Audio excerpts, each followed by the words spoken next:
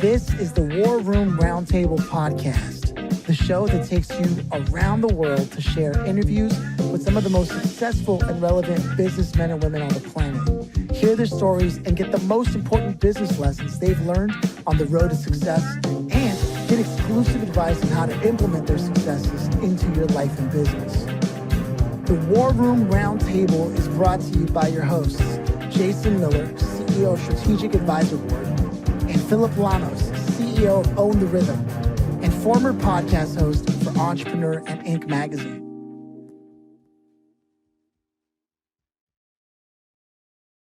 Welcome to the War Room. It is a pleasure to have you here, Sherry. How are you doing?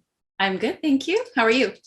Doing good. We're just talking before we hit record and sort of like getting the tone going. But one of the things that I love about the fact that we have you here is your background as a nutritionist.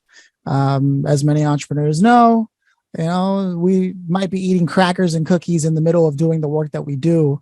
And that has its own impact over a long period of time. So we'll get into that. But before we do, I would like to know, which is something we ask everyone who comes on the show, tradition around here. Do you yourself come from a family of entrepreneurs, business owners, nutritionists? No, actually, I don't. Nobody in my family that I can think of is an entrepreneur, to be honest with you. Yeah. Okay. Wow. Yeah. So, and no one in nutrition either.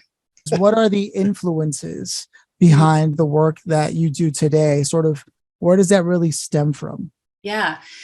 Well, I would say I had an unconscious drive to be immersed in food and all things natural, probably from my grandmother on my mom's side of the family. She was a farmer's wife, a pig farmer. And, she grew everything from scratch. She had I don't know if you've heard of this, it's a Canadian magazine called Alive magazine. It's all about health information. She always had that lying around. She took herbs when she had health issues like high blood pressure, anxiety.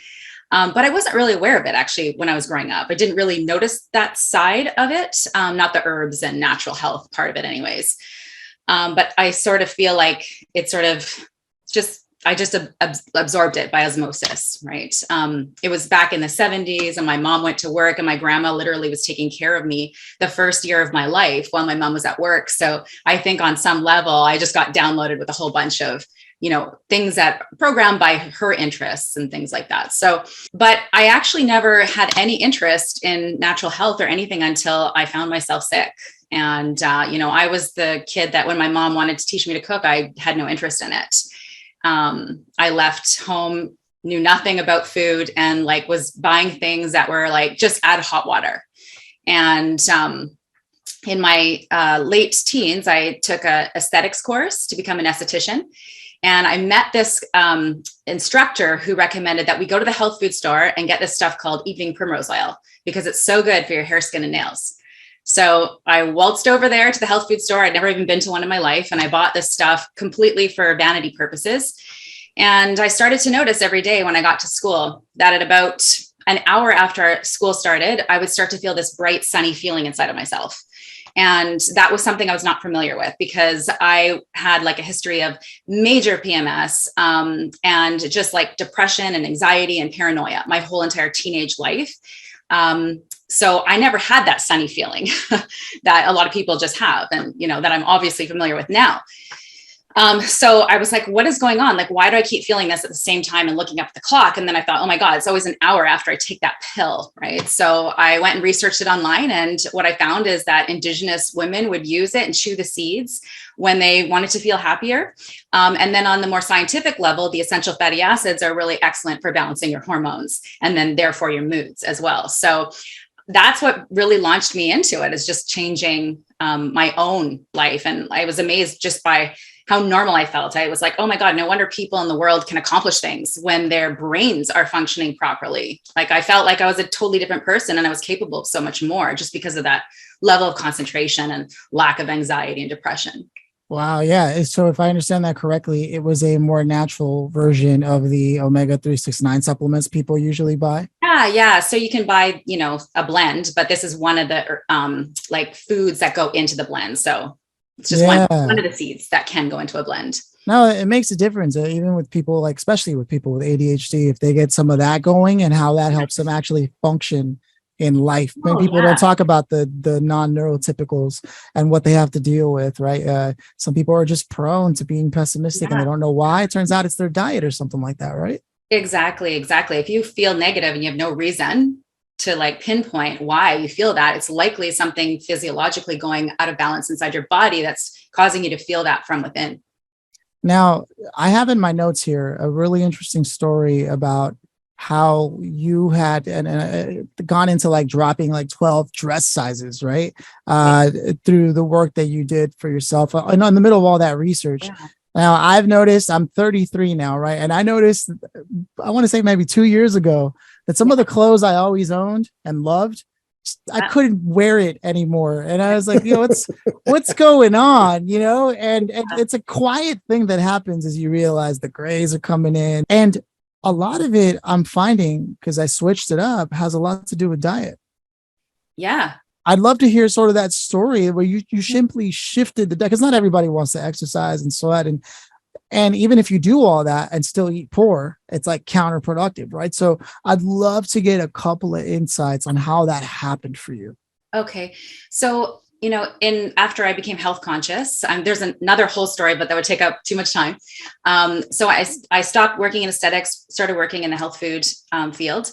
And, I just naturally at that time in my life, when I was younger in my 20s, just the weight just sort of came off effortlessly just because I made one switch. It was literally just going from the standard North American diet to a whole foods diet. But then in my mid 30s, at 36 years old, after having two babies and just sort of settling at like 155 pounds, and I'm 5'4". And I kind of just settled on that thinking, I guess this is just what happens after you have babies. And then because I was still eating the same natural whole foods plant-based diet that I'd been eating in my 20s. So nothing had changed, but yet I was fatter, right?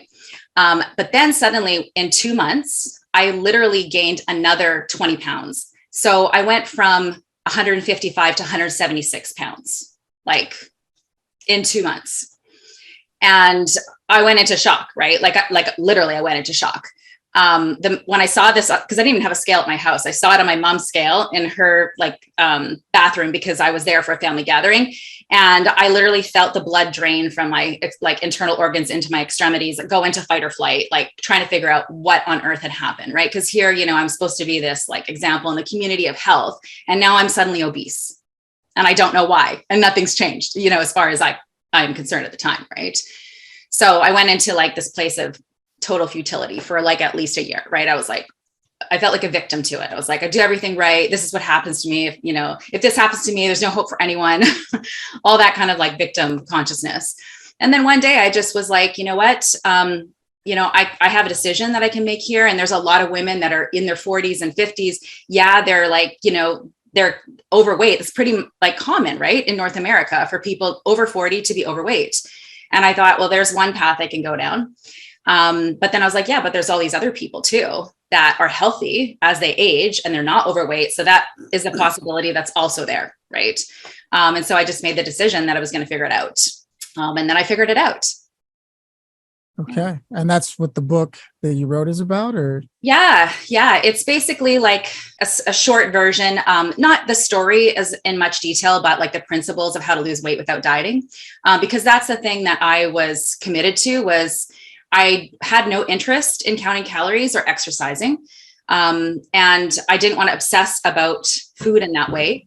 And I knew that even if I could force myself to do that, that it wasn't sustainable and I would gain all the weight back because who wants to live their life like that, right? Like, unless you're somebody who's naturally geared towards like, you want to work out, you like fitness, the rest of us, we can force ourselves into a short time period to do it, but it doesn't become a lifestyle. And anything you don't keep doing, you're not going to keep the results, right? So I wanted to do it in a different way. And the reason I went into state of futility at that point was because I actually, I couldn't figure out, like intellectually even, I was like, this makes no sense. I'm eating a natural whole foods diet.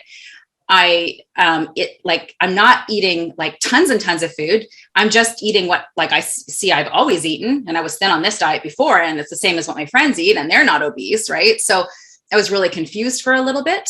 And even in my holistic nutrition training, there was, a lot of discussion about calories. And I just was like, that is not the answer, because obviously there's a whole ton of people that maintain their weight naturally and they don't count calories. So why would that be the answer for the rest of us, right? So I just thought, I'm going to plug every detail of what I eat into Fitness Pal, and I'm going to see what is actually going on here. Now, prior to this, I was a whole foods vegetarian, right? So I was eating lots of lentils, lots of rice, lots of sourdough bread, and starchy vegetables, right? Because in order to get enough protein, you're going to have to eat a lot of these foods. And so what I discovered when I put that in to see what was going on is it's always low in calcium, always low in iron, never getting my protein targets. And, I was meeting their carb targets. Obviously that's pretty easy. But not, really getting, the fat right. So then I started to notice the pattern because I was plugging this in every day. It was like, every time I ate way less carbs than it said, way more fat, so like 50% of my calories as fat, I would be losing weight. Every day I threw in like a yam or a potato or something on my plate. I would literally sometimes go up like 4 pounds of water overnight from inflammation, right? Because that drives up your insulin, causes inflammation in your body. So I discovered that I was starting to get insulin resistance. And this happens to people as they age, right? So, that's why when you're 32, if you eat the same diet as when you're 20, you're not going to have the same body shape because your body is changing due to like muscle mass reduction. And there's hormonal changes and everything as well, right? So as we age, we have less of a tolerance for carbohydrates. And this topic of insulin resistance is not just for diabetics. It's pretty much for anyone who is experiencing extra body fat when they are having a decent diet, and nothing has changed, but they're suddenly getting more body fat. And you'll see it around you. It's typical. This isn't something that multivitamin is going to solve either when you talk about lack of calcium, lack of iron, right? No. And it's like, if you can balance your meals and get all your nutrition from real food, then you don't have to get all of these micronutrients from all these vitamins, right? Seems like I saw a commercial the other day about insulin resistance. And what the heck was that product called? Golly? Never heard of it. I don't know, something weird in there. I suppose there's probably about 500 different ones out there for that stuff. Yeah, we're all looking for a quick fix, a pill to fix things, but the reality is that we are a human mammal. We have certain needs, right? If an animal gets sick or a plant gets sick, we look, okay, what's the diet it's supposed to be having? What's the environment it's supposed to be in to thrive? And then we look at changing those things. And then as humans, we're just like, no, I'm just gonna sit in dark lights, watching TV, going to work, having no passion in life, and expect to be healthy while eating junk food, right? Yeah. Even if the chocolate chip cookies are vegan, they're not doing you any favors. Oh, no. It's still a chocolate chip cookie. Yeah. Yeah. No, let me tell you something. What part of the reason why I'm so fascinated by all this is because I personally am a fan of a few people. Dr. Berg, who does a lot of work like that. I actually know his digital marketer and how he grew his YouTube channel. I interviewed him for Entrepreneur Magazine. And then also I'm a big fan of the blood type diet and and how that breaks things down. So I'm going to check out some of the stuff that you're doing. And I just think it's important because as somebody who does work from a computer most of my life, I know that there's a lot of other entrepreneurs who are doing the same, experiencing the same, and just not having that conversation. We're just not having it. We're just like, let's focus on business. But it's like your health impacts your business in a big way. 100%. Like, just think about the fact that like getting on an interview like this, right? If you're feeling depressed and anxious, you're not going to be able to get yourself to do this. Just, no matter how much, intelligence and like what you have to bring to the table to offer people, just not going to feel like doing it. Right. And it's like everything in business takes so much energy, and not just physical energy, but just like your emotional energy. And that is all impacted by your diet. The other thing though, because when I was in the military, obviously we had people that were overweight and they got shoved on the overweight program, which is, I don't know. It's probably not very good, right? But I'm pretty sure it's not. But and they're nutritionists and all this stuff, right? But I think a lot of people view weight loss probably from the wrong lens, right? It's like business. There's no cookie cutter answer for everything, right? Right. Absolutely. Every strategy is different, just like every human body is a little bit different. We have different chemistry, we have different makeup, and what works for you probably won't work for me. So we have to kind of figure that individually out, and what works best for us in our body type and our lifestyle. And Yeah. you don't do the exercise thing. So, what works for you might be an overdone thing for me because I do, right? So I might have to double my intake or Exactly. whatever the case may be, just like in the field in the military, every meal was 4,000 calories, Yeah. 16,000 calories a day. But you needed that much. You needed that because you just burn calories like crazy. You got 120 pounds of gear on and, all this stuff. So you needed those calories. But if you're just sitting back in the rear with the gear, eating 4 MREs a day, eating 16,000 calories, you're going to be a fatty. Private Gomer. That's right. Another aspect of that people often don't think about, and this is one of the things that got me stuck, is that sometimes what you need and what works for you at one time is not the answer and will not work for you later, right? So this, natural whole foods vegetarian diet that worked so great for me in my 20s, it had me naturally lose weight without trying. And then in my 30s, it had me obese, right? So, what works for me now might not be what I'm doing when I'm 60. No, that's a valid point. I mean, I try to eat like, I switched from, so it's no secret, I'm half Mexican, right? And half French.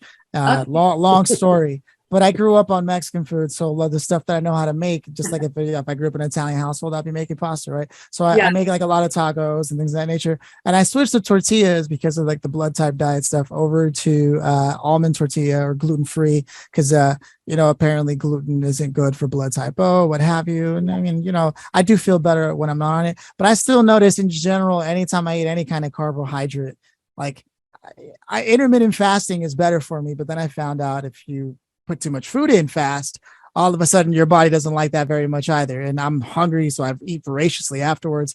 I've tried it all. I realized I just got to stick to like spinach and vegetables like that, and just like meats if that's going to work for me, and so that I don't lose muscle mass. And it sounds boring. It might be boring, but I mean, it's either that or I can deal with the bloatedness and the feeling like, my sleep is weird, my gut biome. There's all these things that we just think is part of getting older. Yeah. Is what I'm trying to get at. And it's not. No, it's a sign that the symptoms you're getting are your body telling you something is out of balance and it needs to be fixed. It's not to be suppressed and not to be upset about or ignored. Like, we should be happy that our body tells us something's not working, that you need to change it before we just like drop dead. Right. So, and some entrepreneurs just are machines. Like I know for a fact, I've known Jason for a bit, but I know for a fact, this guy just wakes up because all the years of all the training, you just wake up and you go and you do what you got to do. And that's right. And like, because I didn't have that training, I'm the kind of dude that wakes up. I'm like, oh man, let me get a coffee. And I could really stand to sort of double up on my own process, if I'm being honest, right? But I know that a lot of entrepreneurs just keep moving. That's why I'm driving this point home so hard, is we just keep moving, don't even pay attention to what we're doing. And it can get in the way of performance. So with that said, if people wanted to learn more about what they're doing, where would they go to get in touch with what you're doing? Delishdiet.ca. Delishdiet.ca. Yeah. All right. Oh, because Canada. That now I'm doing the math here. You mentioned the book earlier. Okay. Yeah.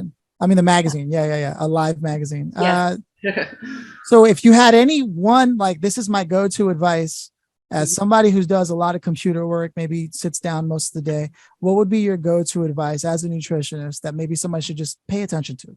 Yeah, I would pay attention to breakfast. Like, just get a high protein breakfast in, because if you start your day off with a balanced meal, what that does is it basically sets the tone for the day.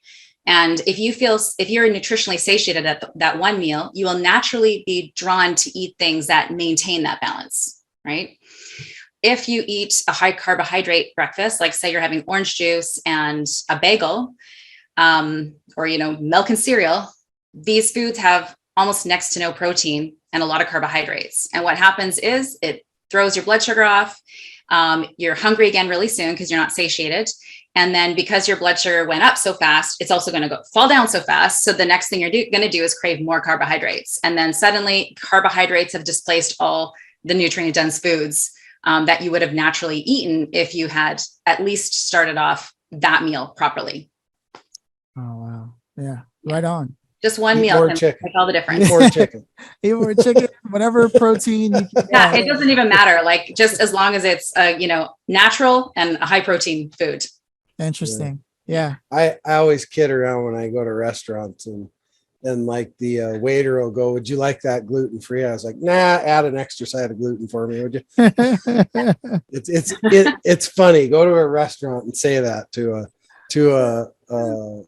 waiter, 22-year-old waiter, yeah, and just to watch their face, it's hilarious, dude, because they kind of look like I'll have to ask the chef if we do that. No, I get it, man. It's funny because there's so many different, like you said, everyone's body is different. Everything that even everyone's choice of how they want to live. Like if they don't have a problem with feeling the way they feel, waking up the way they do, hey, more power to you. If it's not your problem, it's not your problem, right? Exactly. I just wanted to have a conversation because I know that there's a lot of entrepreneurs there that might be quietly suffering and not having that conversation with anyone. Right. And what better opportunity than to talk to somebody who has done the work, does this professionally, delishdiet.ca. Did I get that right? Yeah. So with that said, while we're on this subject, I'd like to take a moment just to before we get to the grand finale question, to give a shout out to one of the people in our community who actually makes episodes like this where there's incredible value possible. And that's a company called Scale with Social Selling, run by Terry. If you ever look at your sales calendar and you're like, man, like, let's just say you've got a couple of calls booked and not all of them are the people that you were hoping you'd be talking to. Well, with Terry, he can actually help you get that calendar to look a lot more like the kind of people you want to talk to. He's got a process for it, and he even has a guarantee behind it. So if you're ready for somebody who's willing to guarantee things, and not every business does that. They throw the word guarantee around a lot, but not every business does that. Scale with Social Selling will. You can head over to try.scalewithsocialselling.com to find out why this prospecting system is actually what you actually need. So with that said, you can also tell them the War Room podcast sent you to get that 20% off. Everybody loves a discount. Well, there you have it. Tell them that we sent you and you'll get that guarantee increased. With that said, the grand finale is here. Okay. So Sherry, if you could have invited anybody to this moment to hear the story about how you grew up, how you didn't even know that was just becoming a part of your life, only to find later that everything you were doing and knew was going to work suddenly started to backfire on you, to be able to hear that story, who would you have loved to have had, dead or alive, any point in place, time in the world? And who would you have loved to have had here to hear that contribute, and why them? Well, it's interesting when just thinking of that question. I've been studying this man named Neville Goddard. Have you heard of him? Yeah, I have actually. I'm a big fan. Yeah. So he's all about you're creating your reality with your imagination and with the inner conversations that you're having inside. And that's a big part of our health, is how are we perceiving what we're doing? Like, if you hate what you're eating, how is that possibly going to make you healthy, right? Like you have to find a way to do things in a way that feels inspiring and feels like it's something you desire to do, not something that you have to do, and he would be that person that would be able to listen to the language, right, that you're using to show you why you would be creating the reality that you don't want, despite the one you're saying that you want. And that goes for everything in life, business, health, relationships, everything. So it's inner conversations in our mind and then what we're saying out loud. I think it's great that you brought up Neville Goddard. I haven't thought about him in a few years. I used to voraciously read his materials, listen to his seminars, kind of like a Jim Rohn, but not necessarily for business people, although he did impact a lot of business owners. He actually worked out of this theater called the Ebell Theater out here in Los Angeles. I lived not too far from it for a while, and that's where he would do a lot of the talking that he has recorded out there in public. And it's funny because I was just watching last night that in psychotherapy, one of the hardest things to diagnose and actually help people overcome is self-hatred, and I have my own reasons for looking at that, but it comes in many forms and for many reasons. And a lot of that also, there's a relationship with food that comes in with that, and business, and pretty much your life is entirely impacted by it, which is why it's important to pay attention to the way you live, the things that you eat, the people you're around, and the work you choose to do. So thank you so much for having a real conversation with us about health, which is something a lot of entrepreneurs are like, yeah, I'll do it tomorrow. So I love that we got a chance to break that down, but it is tradition around here for Jason to close us out. So Sherry, thank you. It was a pleasure. And Jason, take us away. Yeah. Well, the great equalizer will always be Scotch. It's the great weight loss equalizer. Just kill your liver, but anyway, sorry I had to slip that in there. But, anyway, keeps it fun. But no, thanks, Sherry, for being here. Wonderful insights. You got one hell of a story of struggle, then win, then struggle, then win.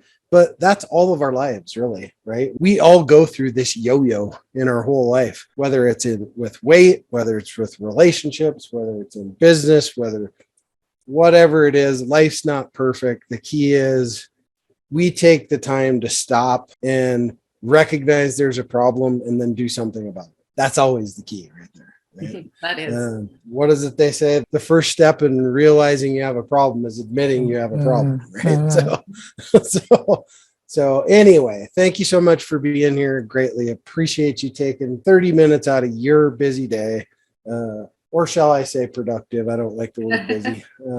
Your productive day to be here and spend a little bit of time with us and share your story with our audience. Thank you. Thank you. Cheers. Cheers.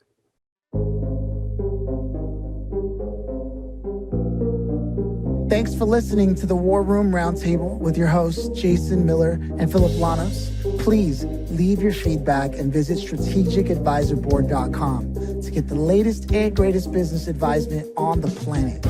Follow us on social media for updates, and always remember, if you can dream it and believe it, then you can go achieve it. We'll see you in the next episode.